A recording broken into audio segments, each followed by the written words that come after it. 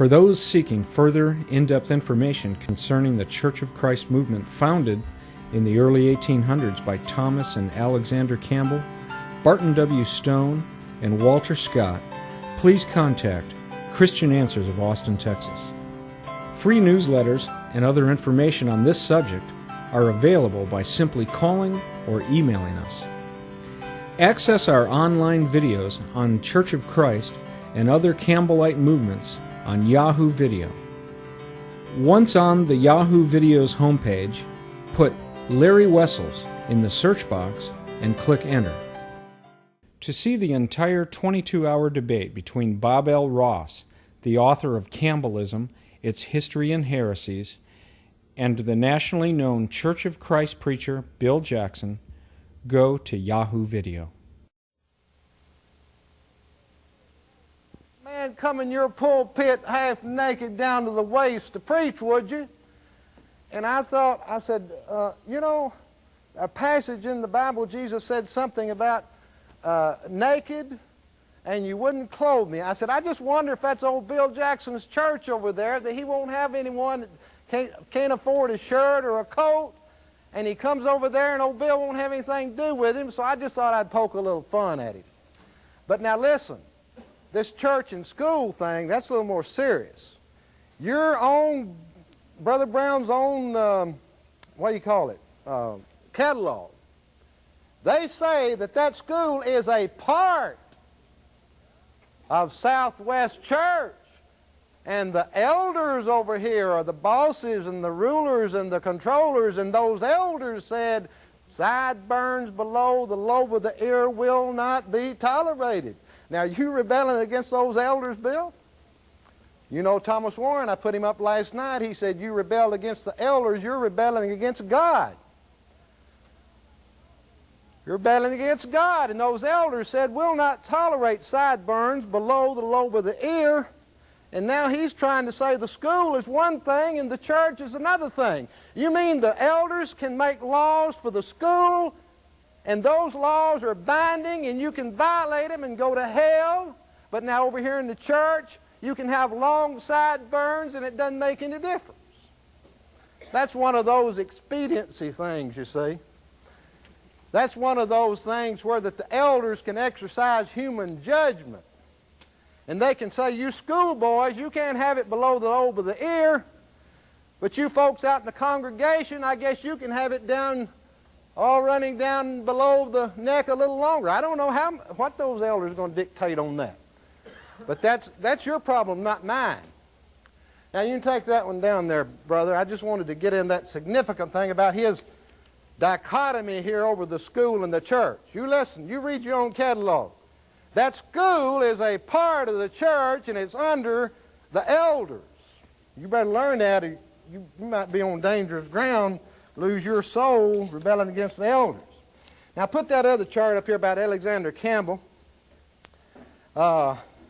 He said, well, he didn't believe Alexander Campbell restored the church. Well, somebody did.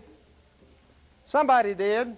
In the memoirs of Alexander Campbell, which you've quoted here, Henry Clay, a famous American statesman in our government, wrote a letter for Alexander Campbell to take with him to Europe so Campbell could enjoy the facilities with a lot more liberty.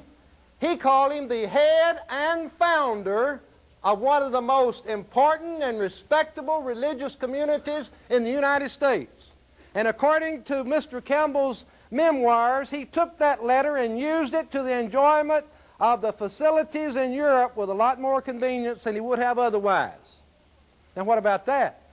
Here's somebody did. Oh, he said, well, he didn't believe Barton Stone or Thomas Campbell or any one of those men. You notice how he kind of wiggled around it? That's what you call a red herring. That's what you call special pleading and begging the question and all kinds of illogical things. Brother Jackson, let's just face up to it now. You and your friends Elkins and Warren and Deaver and all of you believe that the church was restored and Alexander Campbell was the primary leader, and all these other men, they had something to do with it somehow. Don't ask me, ask Tim. He's one that believes this. And I didn't dream this up, ladies and gentlemen. I read all this out of books published by the Gospel Advocate, the Old Parish Book Club, and Firm Foundation, and Spiritual Sword, and whoever else that's been publishing this restoration literature. That's where I got it.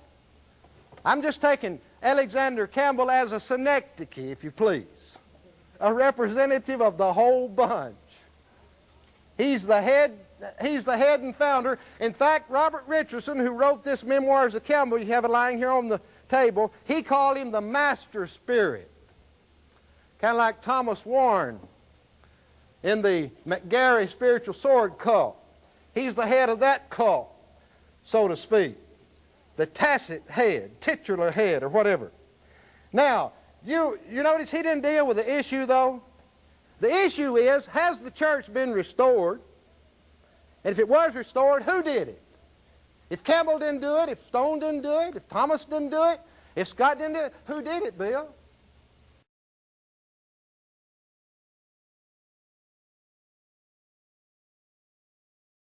He never did when I asked for it, for the passage. He never did give me the passage stating Baptist Church, the Baptist churches salute you, or showing where any person or any group of people ever wore the name Baptist other than the one man, John. He never did tell us that.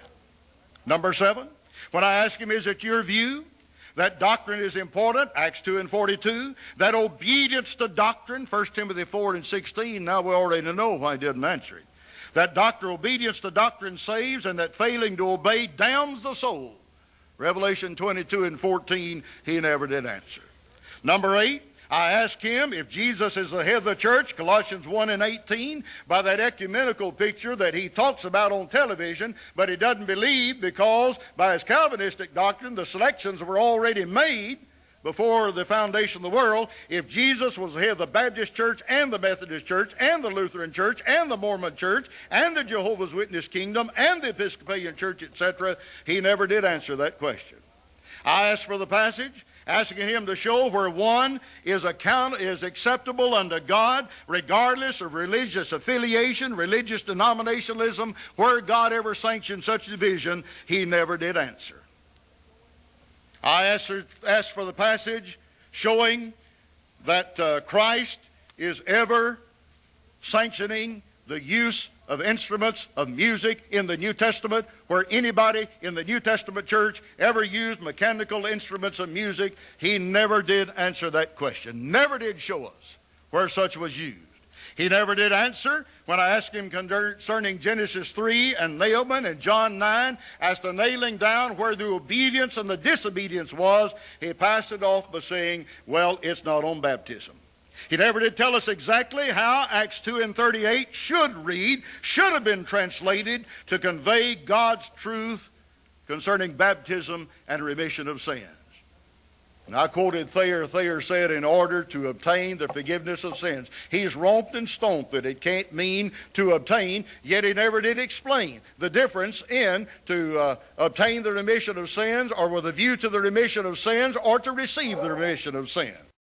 To see the entire 22-hour debate between Bob L. Ross, the author of Campbellism, its History and Heresies, and the nationally known Church of Christ preacher Bill Jackson, go to Yahoo Video.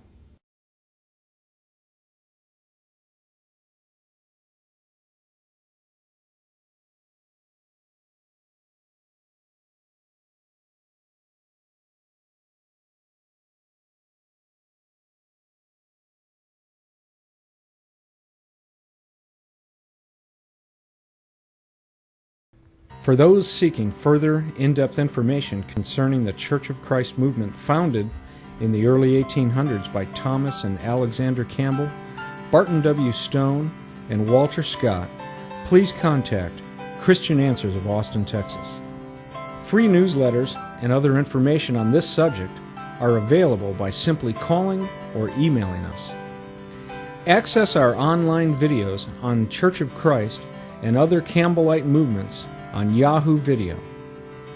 Once on the Yahoo Video's homepage, put Larry Wessels in the search box and click Enter.